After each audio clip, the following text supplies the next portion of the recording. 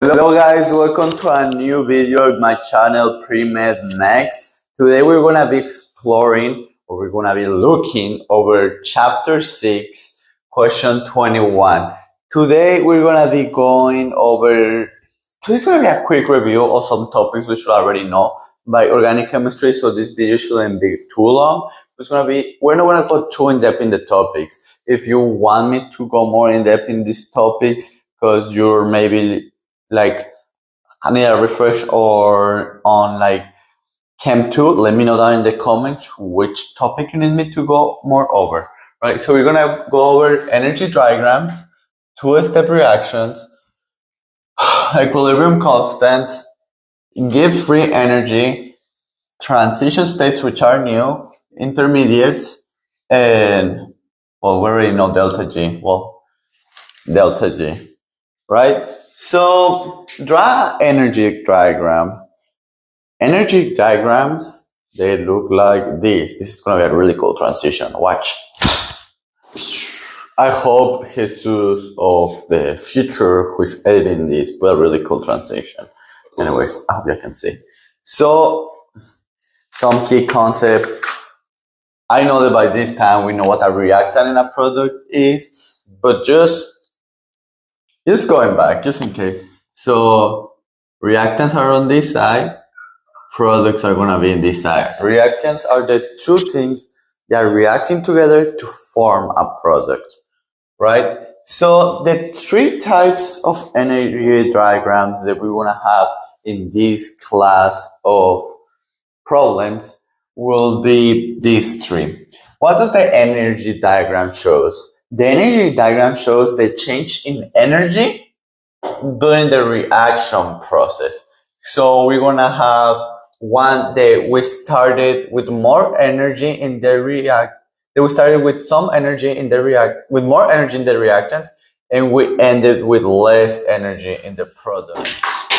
As I was saying, in this scenario, the energy of the, let me make it more evident, guys. Let me make it more evident.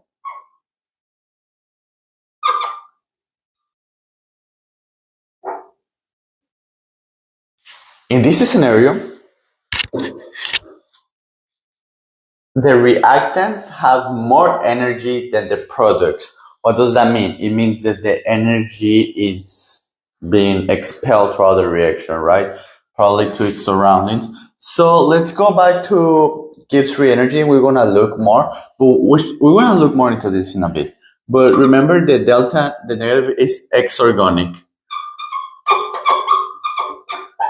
Exergonic, right? So if we're losing energy, the reaction is losing energy, the energy to the products will be less than the reaction, which it means that the products are more stable because we want them to have less energy, which means that the products are being favored.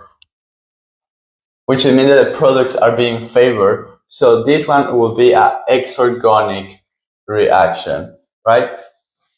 When these two are at the same, let's imagine these reactants or products are in the same level of energy, G will be equal 0.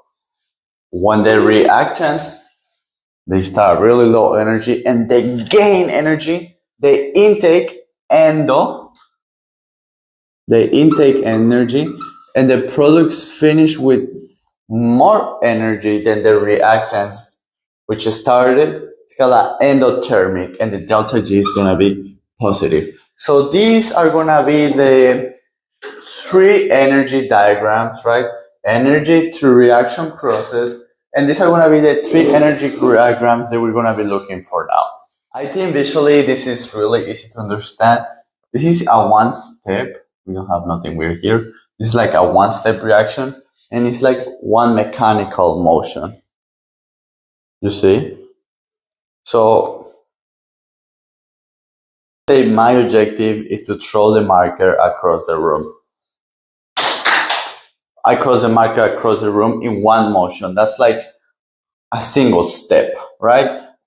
But another way you could think is I throw the marker, I flip it, and after that I throw into the room. Two mechanical motions that I use. If you want to think about it, I get the marker outside and I throw across the room. That's two motions. Instead of just like throwing the marker across the room like I did the first time, this time I'm doing two motions. I end up in the same place, right? Like I take one motion, two motions, two steps, one step. So that's basically what two-step reaction is, right? A two-step reaction is that the products of the first step becomes the reactant of the second step. So the products of the first step become the reactant of the second step. This is reactant, product, but this is product equal reactant because this is the product of the first step, but it's also a reactant of the second step.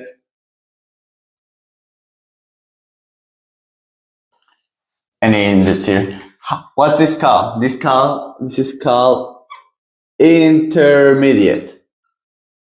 Intermediate. This is called transition state. This is going to be transition state 1, and this is going to be transition state 2.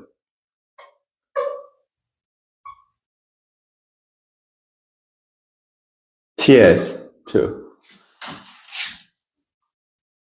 Transition state 1, no intermediate because it's only a one-step reaction. Okay, guys, I'm so sorry. I hope you probably know this, but in my videos, I always like to break it down to the simple step because I'm not the smartest one. So sometimes I even get confused in like really simple stuff. So I just like to go over it. Let's go over our elementary math, guys. So less than and greater than, right? The way that I remember which one is bigger than which one. Right now, this is a G. This is not a 6, right? This is a G, which can be confusing. Let's just put like a random sign. Like we can put J of Jesus of pre-med mix. Okay. No, J of Jesus is bad because like that's the other Jesus. Okay. So we can do that instead. I'm sorry, guys. You just can skip this part, right? So if we have 1 and 2, this is the bigger one. So 0 is bigger, right? So 0 is bigger than pre-med next. That means the pre-med next is going to be negative. It's going to be negative. So, but this pre-med max, because we have 1 and 2, and we'll have 1 here, pre-med max is going to be positive. Because 1, 2, pre-med max is bigger than 0. Hello guys, so equilibrium constant. So for the equilibrium constant, if delta G, if 0 is greater than delta G, that will mean the delta G is negative. Like if 0 is greater than delta G, it means the delta G could be like negative 0.01 because 0 is bigger, right? The reaction is exergonic, which means it's exerting energy. It's giving energy to the surroundings. It's giving energy, like it's giving energy. The equilibrium constant is greater than 1. And the products are favored. Jesus, but what does that mean? That concept is a little bit, don't worry, be happy. So, we say this was exergonic, right? Exo. So, reactant, product. So, this is energy, right? So, whenever the products have less energy than the reactants, they are more stable, which is less energy than the reactants. They are more stable, which means they are favored. So if the products have less energy than the reactions, they're favored, which means that the equilibrium constant will be greater than 1. because the products are favored, so it's giving more products than reactants, so you're getting more, right? But in the opposite case, for endergonic reactions, when delta G it's bigger than 0, right? Delta G is bigger than 0. It's an endergonic. It means it's taking energy in. That's why the delta G is positive. So the way to think about delta G is I'm losing energy, negative. I'm taking energy, positive. That's the way I think about it, right? Endergonic is less than 1. So the equilibrium constant will be less than 1. Because this will be the opposite. Let me get another color. This will be the opposite. I didn't wrote. I didn't use markers, guys. The reactant. This will be the products, right? The products are not favored. Reactants are favored in this occasion. So the reactants are favored. So this will be the equilibrium constant will be less than 1 because we have more reactants. We have more people putting work than the work that's being done. That's why its equilibrium constant is like less than 1. But in exergonic reaction, products are favored, so we have less work and more products. In the problem that we have, it says draw. I'm gonna have the problem somewhere here in the board, okay? It says that energy diagram with two-step reaction, so we already know we want to have two-step reaction with a equilibrium volume that's greater than 1, right? So what we know that for equilibrium volume that's greater than 1, there's going to be exergonic. Because we have more products than reactants. So we're going to have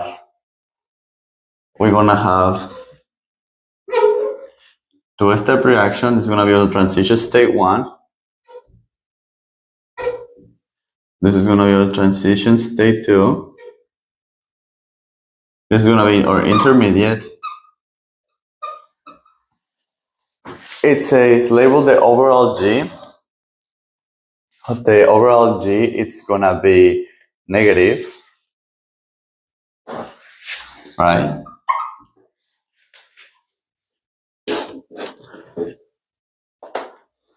And it's G negative or positive. So negative is negative, which means it's exergonic.